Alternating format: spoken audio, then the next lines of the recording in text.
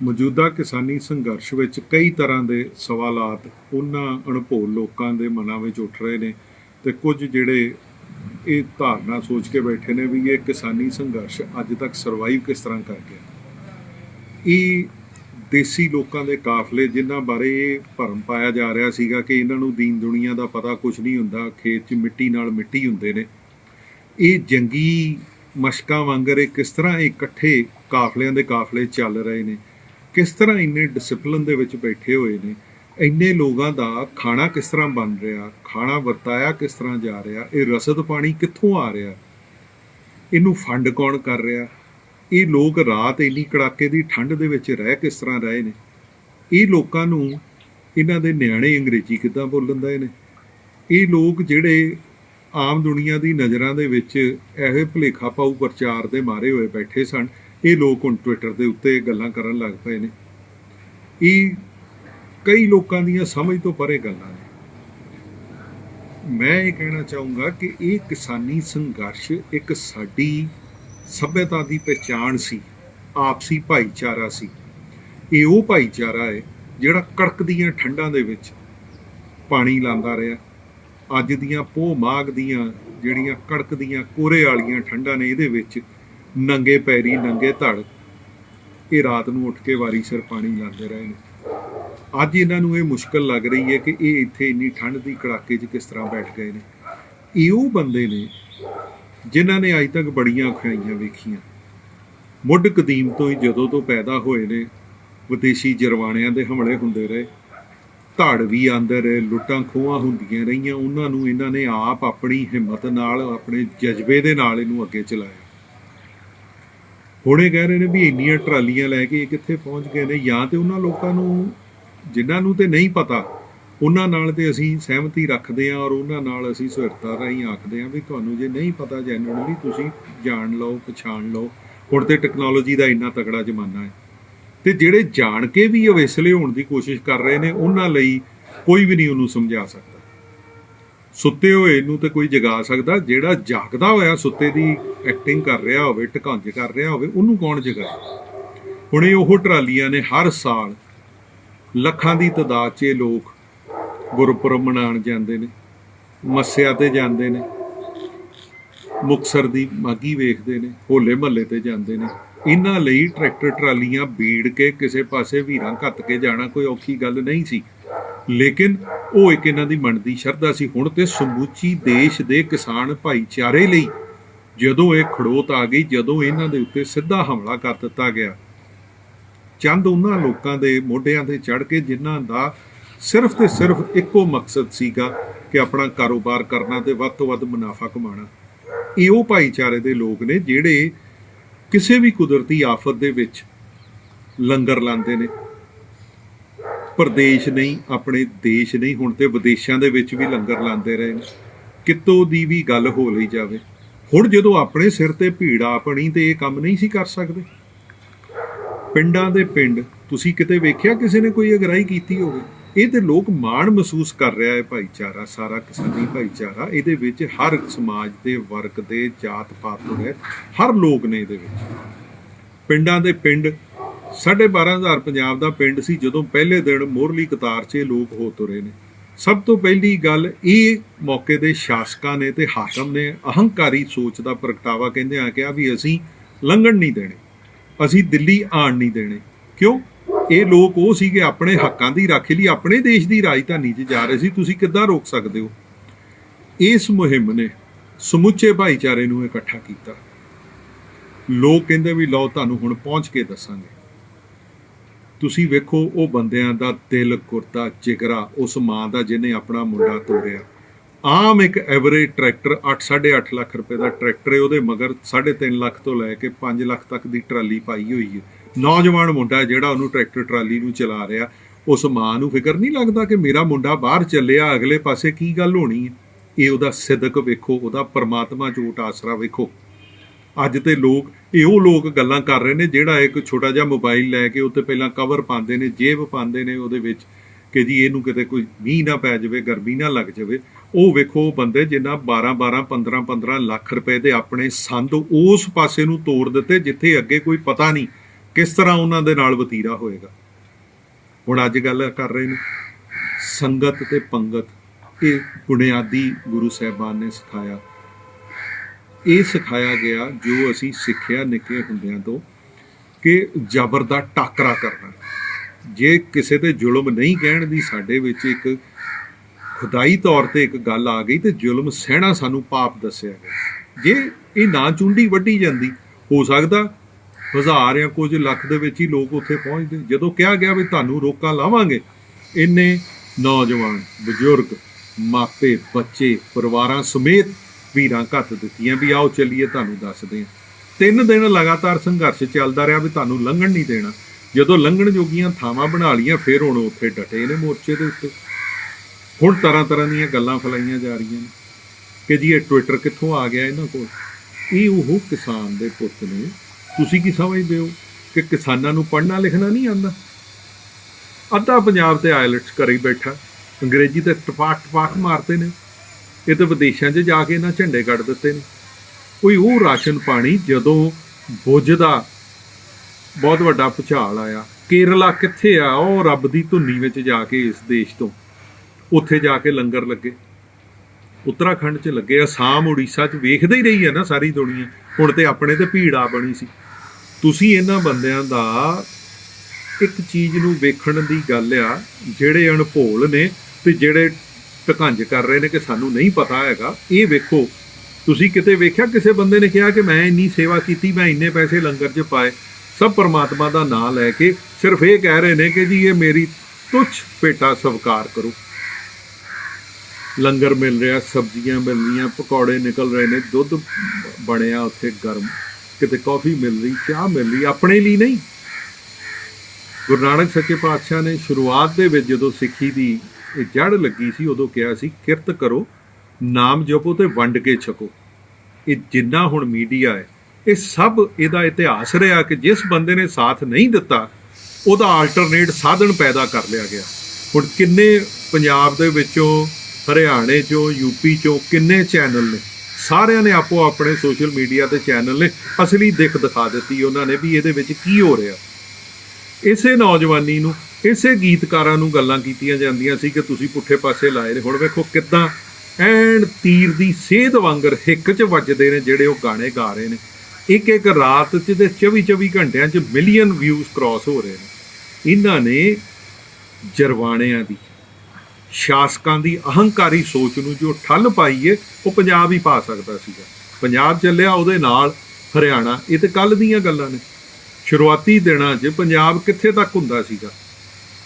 ਜੰਮੂ ਕਸ਼ਮੀਰ, ਲੇਹ ਲਦਾਖ ਤੋਂ ਲੈ ਕੇ ਤੇ ਪਲਵਲ ਤੱਕ ਪੰਜਾਬ ਹੁੰਦਾ ਸੀ, ਇੱਧਰੋਂ ਲਾਹੌਰ ਤੱਕ ਪੰਜਾਬ ਹੁੰਦਾ ਸੀ। ਨਿੱਕੀ ਜੀ ਸੂਬੀ। ਇਹ ਪੰਜਾਬੀਆਂ ਨੇ ਜਿਹੜੀਆਂ ਤੇਗਾਂ ਮਾਰ ਕੇ ਆਜ਼ਾਦੀ ਲੜੀ ਏ ਔਰ ਲਈ ਏ, ਇਹ ਸਾਰੇ ਦੇਸ਼ ਲਈ ਆਜ਼ਾਦੀ ਲਈ ਸੀ, ਆਪਣੇ ਸੂਬੇ ਲਈ ਥੋੜ੍ਹਾ ਕੋਈ ਆਜ਼ਾਦੀ ਲਈ ਸੀ।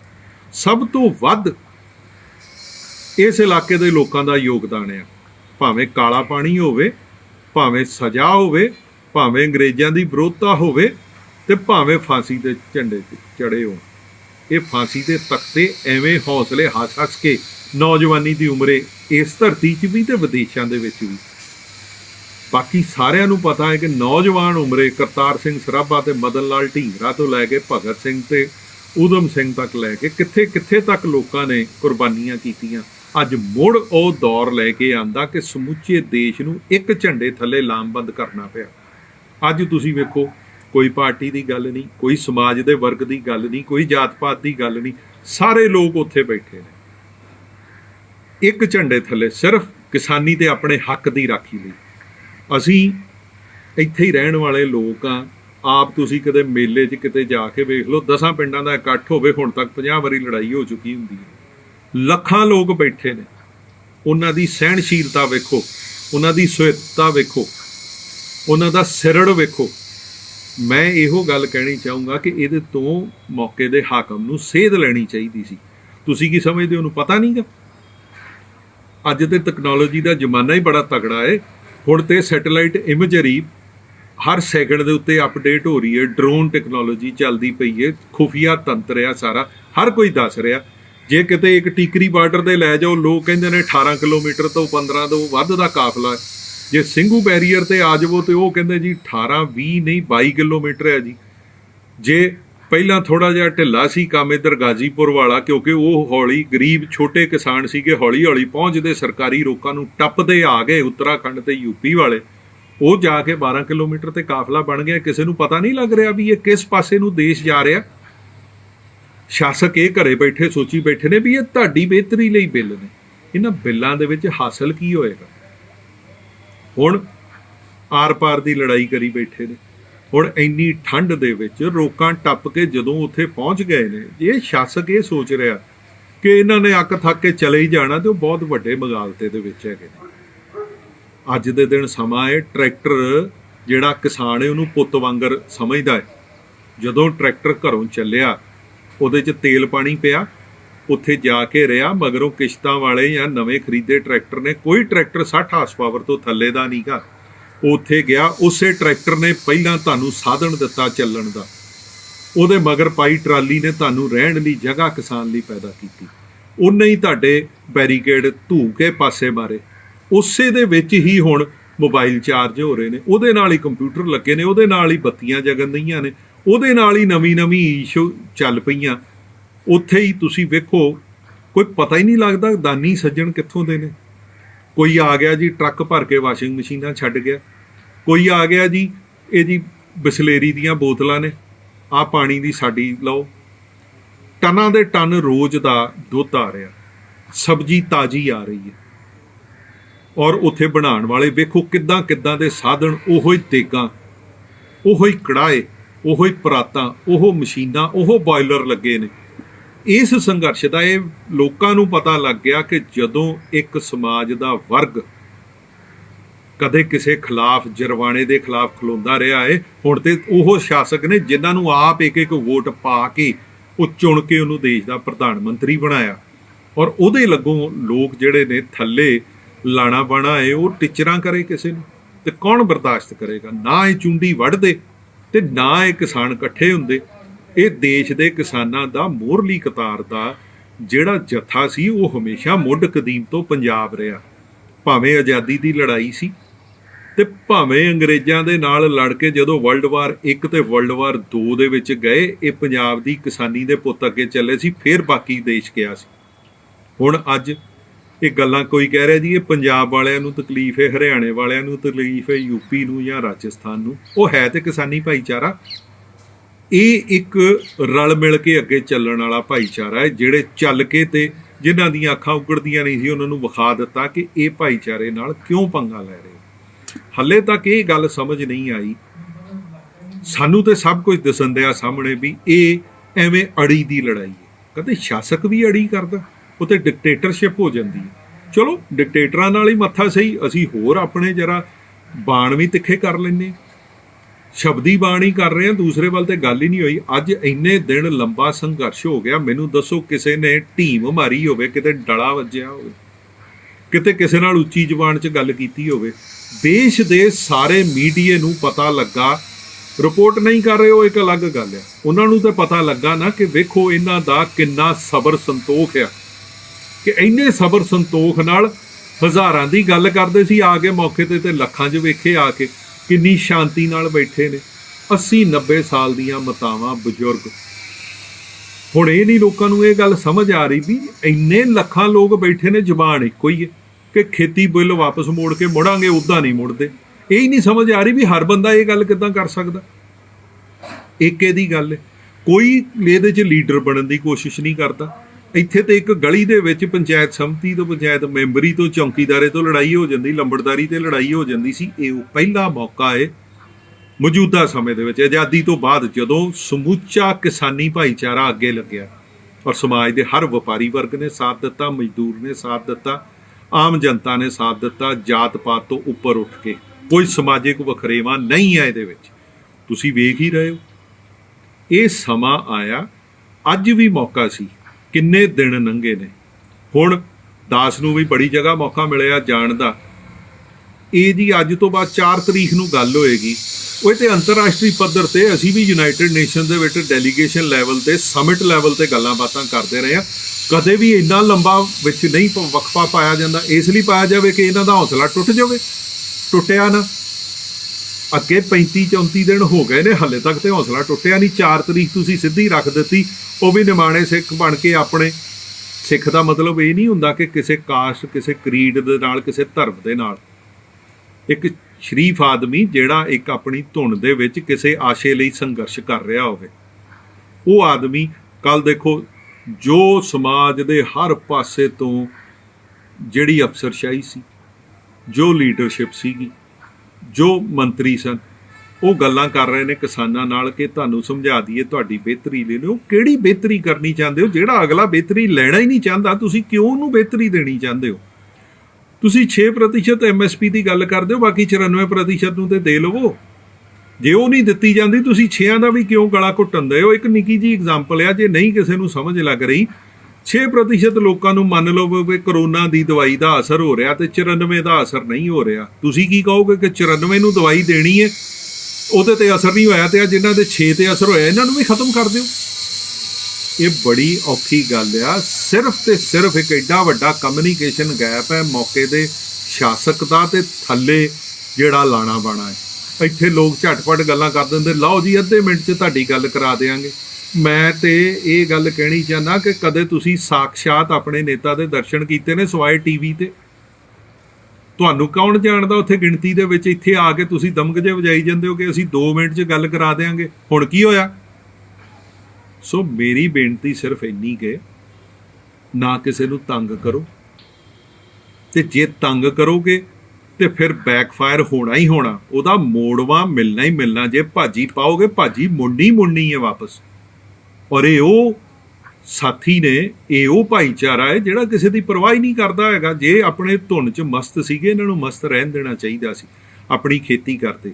ਹੁਣ ਦੂਜੀ ਗੱਲ ਆ ਰਹੀ, ਸਾਰੀ ਦੁਨੀਆ ਦੀ ਹਰ ਇੰਡਸਟਰੀ ਤੇ ਹਰ ਧੰਦਾ ਬੰਦ ਸੀ। ਸਿਰਫ ਤੇ ਸਿਰਫ ਇਹ ਖੇਤੀ ਭਾਈਚਾਰੇ ਨੇ ਸਾਡੇ ਦੇਸ਼ ਦੀ ਆਰਥਿਕਤਾ ਬਚਾਈ। ਮਾਰਚ 22-23 ਤਰੀਕ ਦੇ ਲਾਗੇ ਤੁਸੀਂ ਲਾਕਡਾਊਨ ਲਾਇਆ ਸੀ, ਫਿਰ ਵੀ ਰਿਕਾਰਡ ਤੋੜ ਪ੍ਰੋਡਕਸ਼ਨ ਕੀਤੀ ਇਸੇ ਭਾਈਚਾਰੇ ਨੇ ਸਾਰੇ ਦੇਸ਼ ਦੇ ਵਿੱਚ। ਇਹ ਕਿੱਥੋਂ ਹੋ ਗਈ? ਤੁਸੀਂ ਉਹਦਾ ਹੀ ਗਲਾ ਘੁੱਟਣ ਨੂੰ ਫਿਰਦੇ ਹੋ। ਜਿਹੜੇ ਚੰਦ ਧੰਨਾ ਸੇਠ ਨੇ, ਉਹ ਤੇ ਅੱਗੇ ਤਿਆਰ ਬੈਠੇ ਨੇ ਕਿ ਅਸੀਂ ਇਸ ਚੀਜ਼ ਦੇ ਉੱਤੇ ਕਬਜ਼ਾ ਕਰ ਲਈਏ। ਉਹ ਤੁਹਾਨੂੰ ਕੀ ਦੇ ਦੇਣਗੇ? ਦੁਨੀਆ 'ਚ ਕਦੇ ਕਿਸੇ ਦੀ ਦੁਆ ਵੀ ਲੈ ਲਈਦੀ ਹੈ। ਇਹ ਹੁਣ ਤੁਹਾਡੀ ਸੋਚ ਕੁਝ ਵੀ ਰਹੀ ਹੋਵੇ, ਅਸੀਂ ਤਾਂ ਇੱਕ ਪ੍ਰੈਕਟੀਕਲ ਗੱਲ ਕਰਨ ਦੀ ਕੋਸ਼ਿਸ਼ ਕਰ ਰਹੇ ਹਾਂ ਕਿ ਸਮੁੱਚਾ ਕਿਸਾਨੀ ਭਾਈਚਾਰਾ। ਹੁਣ ਜੇ ਇਹ ਕਹਿ ਦਿਓ ਕਿ ਤੁਹਾਨੂੰ ਪਤਾ ਨਹੀਂ ਲੱਗਾ, ਤੁਹਾਨੂੰ ਸਮਝ ਨਹੀਂ ਲੱਗੀ, ਉਹ ਇੰਨੀ ਦੁਨੀਆ ਤੱਕ ਦੁਨੀਆ ਦਾ ਕੋਈ ਪ੍ਰਾਈਜ਼, ਕੋਈ ਐਸਾ ਆਸ਼ਾ ਨਹੀਂ ਛੱਡਿਆ ਕਿਸਾਨੀ ਨੇ ਜਿਹਦੇ ਤੇ ਜਾ ਕੇ ਉਹਨਾਂ ਨੇ ਆਪਣੇ ਦਮਗਜੇ, ਆਪਣੇ ਝੰਡੇ ਨਹੀਂ ਚੜਾਏ। ਭਾਵੇਂ FAO ਤੋਂ ਲੈ ਕੇ ਯੂਨਾਈਟਿਡ ਨੇਸ਼ਨਸ ਤੱਕ, ਉਹ ਨਾਈਜੀਰੀਆ ਵਰਗੇ ਗਰੀਬ ਲੋਕਾਂ ਤੱਕ, ਦੁਬਈ ਵਰਗੇ ਲੋਕਾਂ ਤੱਕ ਜਾ ਕੇ ਤੇ ਇਹਨਾਂ ਨੇ ਕਿਸਾਨੀ ਉੱਥੇ ਜਾ ਕੇ ਉਗਾ ਦਿੱਤੀ ਹੈ। ਗਾਨਾ ਵਰਗੇ ਇਲਾਕਿਆਂ 'ਚੋਂ ਸਬਜ਼ੀਆਂ ਪੈਦਾ ਕਰਕੇ ਯੂਰਪੀਅਨ ਕੰਟਰੀ ਨੂੰ ਭੇਜ ਦਿੱਤੀਆਂ ਨੇ। ਤੁਸੀਂ ਉਹਨਾਂ ਨੂੰ ਸਮਝਾਉਣ ਦੀ ਕੋਸ਼ਿਸ਼ ਕਰਨ ਦੇ। ਕਹਿੰਦੇ ਜੀ ਬਿਜਲੀ ਕਿੱਥੋਂ ਲੈ ਲੈਣਗੇ? ਸਿੱਧੀਆਂ ਖੰਭਿਆਂ ਤੋਂ ਤਾਰਾਂ ਲਾ ਲਈਆਂ। ਇਹ ਭਲਾ ਕਿਸਾਨਾਂ ਨੂੰ ਆਉਂਦੀਆਂ ਨਹੀਂ ਲਾਣੀਆਂ? ਜੇ ਆਪਣੇ ਇੱਕ ਸੈੱਲ ਦੇ ਉੱਤੇ ਮੋਟਰਾਂ ਚਲਾਉਂਦੇ ਸੀ, ਇਹਨਾਂ ਨੂੰ ਬਿਜਲੀ ਲੱਗ ਗਈ। ਗਰਮੀਆਂ 'ਚ ਪੱਖਿਆਂ ਦੀ ਲੋੜ ਹੁੰਦੀ ਸੀ, ਸਰਦੀਆਂ 'ਚ ਹੀਟਰ ਸੀ, ਪਾਥੀਆਂ ਦੇ ਹੀਟਰ ਬਣਾ ਲਏ ਇਹਨਾਂ ਨੇ। ਗਰਮ ਪਾਣੀ ਵੇਖਿਆ ਕਿੱਦਾਂ ਉੱਥੇ ਲੋਕ ਸਵੇਰੇ ਗਰਮੀ 'ਚ ਗਰਮ ਪਾਣੀਆਂ ਨਾਲ ਨਹਾਉਂਦੇ ਨੇ ਇੰਨੀ ਕੜਕਦੀ ਠੰਡ ਦੇ ਵਿੱਚ। ਇਹ ਛੋਟੀਆਂ ਗੱਲਾਂ ਨੇ। ਵੱਡਾ ਜਿਗਰਾ, ਵੱਡਾ ਦੇਸ਼, ਔਰ ਜਿਹੜੀ ਸਭ ਤੋਂ ਵੱਡੀ ਗੱਦੀ ਤੇ ਤੁਸੀਂ ਵਿਰਾਜਮਾਨ ਹੋ ਸ਼ਾਸਕ ਸਾਹਿਬ, ਕਹਿਣ ਨੂੰ ਤੁਸੀਂ ਪ੍ਰਧਾਨ ਸੇਵਕ ਹੋ, ਉਹਨਾਂ ਲੋਕਾਂ ਦੀ ਗੱਲ ਸੁਣੋ ਜਿਨ੍ਹਾਂ ਨੂੰ ਗੱਲ ਸੁਣਾਣੀ ਆਪਣੀ ਆਂਦੀ ਹੈ। ਤੁਸੀਂ ਜੇ ਇਹ ਸੋਚਦੇ ਹੋ ਕਿ ਬਾਕੀ ਦੇਸ਼ ਦੇ ਵਿੱਚ ਕੋਈ ਨਹੀਂ ਬੋਲਿਆ ਤੇ ਇਹਦਾ ਇਹ ਮਤਲਬ ਹੈ ਕਿ ਉਹ ਚੁੱਪ ਚਪੀਤੇ ਬੈਠੇ ਨੇ, ਉਹ ਸਿਰਫ ਵੇਖ ਰਹੇ ਸੀਗੇ ਚਿਣਕ ਲਈ। ਇਹ ਭਾਂਬੜ ਮਚਿਆ ਜਦੋਂ। ਹੁਣ ਵੇਖੋ ਕਿੱਦਾਂ ਬੱਸਾਂ, ਕਾਰਾਂ ਤੇ ਲੋਕੀ ਪੈਦਲ ਚਾਲੇ ਪਾਏ ਹੋਏ ਨੇ। ਸੋ ਇਹ ਚੀਜ਼ ਤੋਂ ਕੁਝ ਸਬਕ ਲੈਣ ਦੀ ਲੋੜ ਆ। ਇੰਨਾ ਹੱਠ ਚੰਗਾ ਨਹੀਂ ਹੁੰਦਾ, ਇੰਨੀ ਹੱਠ ਧਰਮੀ ਚੰਗੀ ਨਹੀਂ ਹੁੰਦੀ, ਇੰਨਾ ਅਹੰਕਾਰ ਚੰਗਾ ਨਹੀਂ ਹੁੰਦਾ। ਅੱਤ ਦਾ ਰੱਬ ਦੇ ਨਾਲ ਵੈਰ ਹੁੰਦਾ। ਸੋ ਅੰਤ ਤੇ ਅੱਤ ਦੇ ਵਿੱਚ ਇੱਕ ਅੱਧਕ ਦਾ ਫਰਕ ਹੁੰਦਾ ਹੈ। ਇਹ ਕਿਸਾਨ ਇਹ ਸੋਚ ਕੇ ਗਏ ਨੇ ਜਦੋਂ ਤੱਕ ਇਹ ਬਿੱਲ ਵਾਪਸ ਨਹੀਂ ਹੁੰਦੇ ਅਸੀਂ ਮੋਰਚਿਆਂ ਤੋਂ ਨਹੀਂ ਉੱਠਣਾ। ਤੇ ਤੁਸੀਂ ਇਹ ਚੀਜ਼ ਸੋਚ ਕੇ ਵੇਖ ਲਵੋ ਕਿ ਕਿੰਨਾ ਸਮਾਂ ਰਹਿ ਗਿਆ ਤੁਹਾਡਾ ਪਿੱਛੇ। ਇਹ ਤੇ 3 ਸਾਲ ਵੀ ਵੇਟ ਕਰ ਲੈਣ ਵਾਲੇ ਨੇ ਜਦੋਂ ਆਪਣੀ ਗੱਲ ਮਨਾਉਣ ਦੇ ਉੱਤੇ ਆ ਗਏ ਨੇ। ਸੋ ਮੇਰੀ ਸਿਰਫ ਇਹੀ ਬੇਨਤੀ ਹੈ ਕਿ ਇਹ ਸ਼ਾਸਕ ਆਪਣੀ ਸੁਹਿਰਦਤਾ ਦਾ ਸਬੂਤ ਦੇਣ। ਇਹ ਕਿੰਨੀ ਕੁ ਗੱਲ ਸੀ ਬਿੱਲਾਂ ਨੂੰ ਮਾਫ਼ ਕਰਨਾ, ਇਹਨਾਂ ਨੂੰ ਲਿਆਉਣ ਦੀ ਲੋੜ ਕੀ ਪਈ ਸੀ। ਸੋ ਇਸ ਕੂੜ ਪ੍ਰਚਾਰ ਨੂੰ ਬੰਦ ਕਰਨ, ਸਿੱਧਾ ਬਿੱਲ ਵਾਪਸ ਲੈਣ ਤੇ ਕਿਸਾਨੀ ਨੂੰ ਨਵੇਂ ਸਾਲ ਤੇ ਕੋਈ ਨਵਾਂ ਤੋਹਫਾ ਦੇਣ, ਅਗਲੇ ਜਾ ਕੇ ਹੋਰ ਮਿਹਨਤ ਕਰਨ ਆਪਣੀ।